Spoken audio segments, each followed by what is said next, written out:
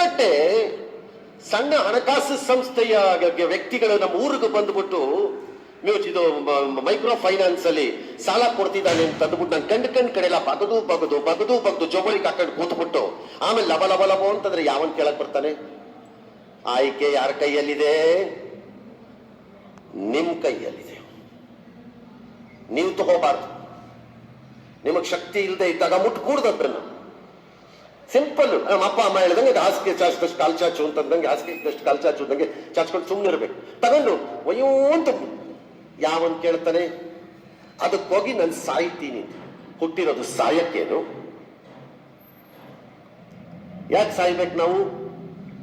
ಮೊನ್ನೆ ಮುಖ್ಯಮಂತ್ರಿಗಳು ಅದಕ್ಕೆ ಕಾನೂನು ತರಬೇಕು ಅಂತಂದಾಗ ಅದ್ರ ಚರ್ಚೆಗಳು ನಡೀತಿದ್ದಾಗ ನಾನು ಅವ್ನ ಮಾತು ಕೇಳಿದೆ. ಅವ್ರನ್ನ ಕಾಸು ಕೊಟ್ಟು ಅವ್ನು ಕೊಡಲ್ಲ ಅಂತಂದವನನ್ನ ಪ್ರೊಟೆಕ್ಟ್ ಮಾಡಕ್ಕೆ ಕಾನೂನು ಯಾಕೆ ತರಬೇಕು ಅಂತ.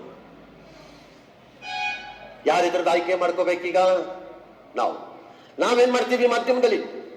ಮುಗ್ಧ ರೈತನ ಆತ್ಮಹತ್ಯೆ, ಮೈಕ್ರೋ ಫಿನಾನ್ಸ್ನವರ ಕಿರುಕೊಳ್ಳಕ್ಕೆ ಆತ್ಮಹತ್ಯೆ ಅಂತ ಹಾಕಿ ಹಾಕಿ ಹಾಕಿ ಹಾಕಿ ಹಾಕಿ ಬಹಳ ದಿನಕ್ಕೆ ಇನ್ನಷ್ಟು ಸಾಲ ತಗೊಳಂಗ್ ಮಾಡಿಟ್ಬಿಡ್ತೀವಿ ಬೇಕಾದ್ರೆ.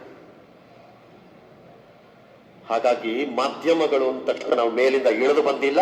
ನಾವು ಹೇಳಿದ್ದೆಲ್ಲ ಸತ್ಯ ಅನ್ನುವಲ್ಲ, ಅಥವಾ ನಾವು ಹೇಳೋದೆಲ್ಲ ಸುಳ್ಳು ಅಂತಾನೂ ಅಲ್ಲ.